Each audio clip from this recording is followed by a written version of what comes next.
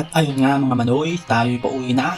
Shout out sa dalawa kong kasama at sila pa daw mag-o-OT pa. At syempre, bago nga pala tayo umuwi ay mag-deliver muna tayo ng order sa ating black beef ng tuna from Sir Ogie Ambion ng Oakway Philippines. Ayan po ang black beef, 1 kilo po ang isang plastic ulam niyan. Tara, samahan niyo ako. At ngayon nga guys, palabas na tayo ng Eco Town Santras sa Ulan. Papunta nga po pala tayo ngayon sa Istana dahil nandoon ang order sa atin ng black beef ng tuna.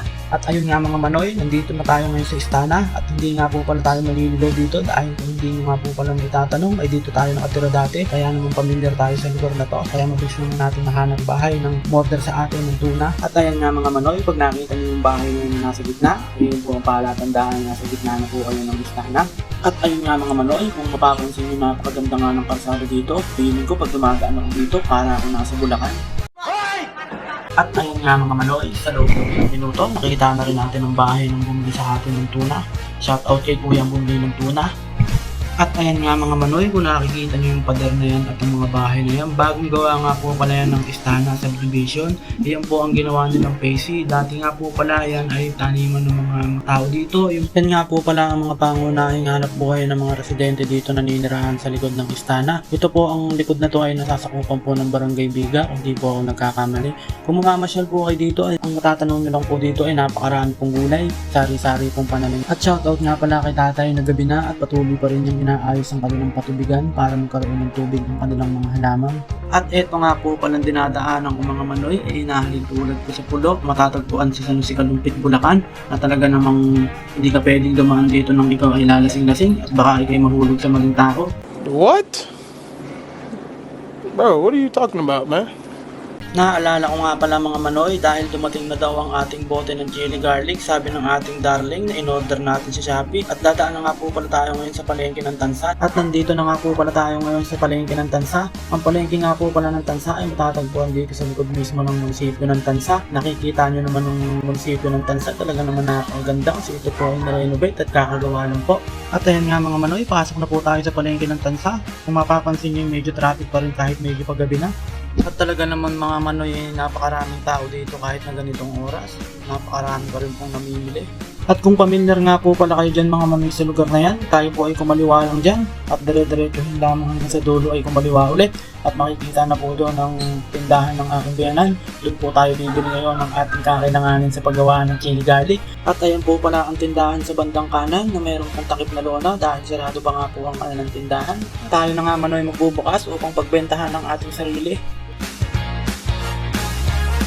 At ayan nga po mga manoy, nakapasok na tayo sa loob. Kung mapapansin nyo, wala nga pong tao. Doon po kayo nagkakamali dahil iyang pong tindahan na yan ay covered po yan ng CCTV. At meron din po yung nagbabantay na tigre, kulay itim. At ayan nga mga manoy, bubuksan na natin ang ilaw at baka tayo hindi makilala ng ating alagang tigre kulay itim dito. At tayo kagatin dahil sa sobrang sarap din natin. Paano masabi? At ayan nga mga manoy, hindi na natin papatagalin yan. Tayo kumuha na nga ng siling pula, pampainit ang tumbong ng ating mga customer. Ang kailangan nga lang po pala nating siling pula ay kalahating kilo lang dahil ang ating bote ay 24 bottles lang po. At ayun nga mga manoy, sinusukat-sukat natin siya hanggang sa maging sakto siya sa kalahating kilo. Kakandautan-utan na nga tayo dyan mga manoy. At ayun nga mga manoy, dahil sobrang galing natin sumukat ay sakto-sakto naman talagang kalahating kilo. Pwede na yan! Kumuha na nga rin po pala tayo ng kalahating kilo ng bawang at dahil meron pa po tayong natira sa bahay. At ayun nga mga manoy, tapos na po pala tayong bumili ng ating gagamitin sa chili garlic. Meron na po tayong sili at bawang. Bago nga po pala tayo umuwi mga manoy, ay ipapakita ko muna sa inyo ang tinda ng aking biyanan dito sa kanilang tindahan. At ayun nga mga manoy, ang tinda ng aking biyanan, sari-saring gulay. At hindi pa nga po pala yung kompleto ang kanilang mga paninda dahil ngayong oras po ay hapon pa lang. At mamaya pa po ulit madaling araw ang dating ng mga bagong gulay kaya mapupuno po ulit yan mamaya. At ayun nga mga manoy, tayo pauwi na rin at baka tayo abutan pa ng ulan dahil sobrang dilim dito sa Tansa. Mamaya na pala tayo uuwi mga manoy at kayo ipapasyal ko muna dito sa palengke ng Tansa. Kung hindi nyo pala natatanong mga manoy, ito po palang palengke ng Tansa ay napakalaki naman po talaga. Maliligaw po pala kayo dito pag naglakad kayo mag-isa ng nakapikit. At ayun nga mga manoy, nakakita tayo dito kay ate ng balat na bawang. Ito po sana ang gagamitin natin sa paggawa ng chili garlic para hindi na po tayo mahirapan sa pagbabalat ng bawang. Pagtanong ko nga ng presyo mga kamanoy ay 1,000 daw po ang isang kilo kaya hindi na po natin binili. At ayan nga mga manoy, di tayo makasingit sa ating lalakaran dahil meron deliver sa ating harapan. At ayun nga mga manoy, ikot lang po tayo dito at baka makakita tayo ng kakailanganin natin. Ayun nga, nadaanan natin si Nanay Mercy. Talaga namang napakaganda ng kanyang gulay, green na green. Hapon pa lang, talagang kontento na ang kanyang paninda. Shoutout sa iyo, Nanay Mercy. Ayun nga po pala mga manoy si Nanay Mercy, magkukwento ko lang. Dati po ako nagtitinda rito sa aking buyanan dito mismo sa pwesto na to. At si Nanay Mercy po ay katabi namin na magtinda ng gulay. At ayun nga mga manoy, hindi lang po pala gulay ang tinda ni Nanay Mercy ng mga panahon na yun. Meron nga din po pala siyang kape, panlaban sa antok dahil nga po pala dito sa palengke, napakahaba ng oras. At ayan nga po mga manoy, kung nakikita nyo yung kulay blue na yan, ayan nga po pala ang bagong building dito sa palengke ng Tansa. At ayan nga mga manoy, pinasok na natin sa loob at tayo naku-curious kung ano bang meron dito sa loob. Ayun nga mga manoy, kung mapapansin nyo kanina, nandun nga po pala tayo sa pwestuhan ng mga gulay. Dito naman po sa loob ay sari-sari naman po ang ating makikita. Meron naman dyan mga fishballan, mga prutusan at gulay. At ayan nga mga manoy, meron din po pala dyan bigasan, grocery at marami pa pong iba. Kaya't ano pang iniintay nyo? Dito na nga po kayo mamili sa palengke ng Tansa. Tara na! Huwag mong subukan.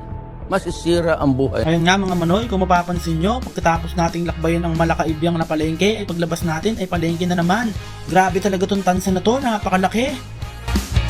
At ayun nga pala mga manoy, puntahan na rin natin dito ang City Jail ng Tansa. Dito nga rin po pala matatagpuan yan sa palengke ng Tansa mga manoy. Kung hindi mo malalaman, ay alam mo na ngayon. Buti na lang manoy, napanood mo to. Kung hindi mo napanood, ay hindi mo malalaman na nandito nga po pala ang City Jail ng Tansa. Diyan nga po pala dinadala mga manoy ang ating mga kababayan na nakasala sa batas. Pero hindi po lahat naman dyan ay nakasala sa batas. Yung iba, napagbintangan lang.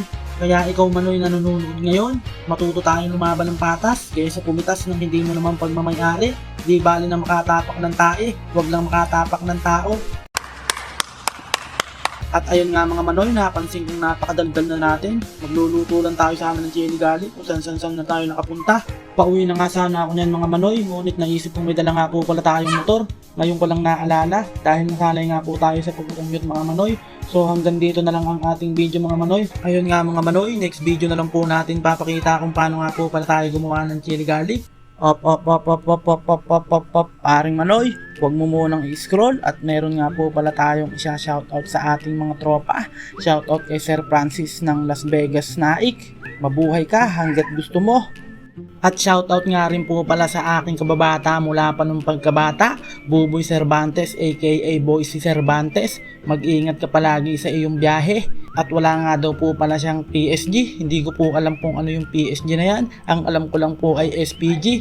At ayan nga mga manoy, ang pinakahuli nating isa-shoutout na napakalupit. Tumawid pa daw siya ng ilang dagat at umakit ng ilang bundok para lang tayo mapanood. Nangutang pa nga daw siya at nalimos pa ng kanyang pamasahe. At bumaba pa nga daw po siya ng syudad upang magkaroon siya ng internet at mapanood ang ating video. Napakatindi talaga ni Boss Joe. Shoutout sa iyo Boss Joe, mag-ingat ka dyan sa tawi-tawi. So hanggang dito na lang po. Hanggang sa muli mga manoy. Paalam!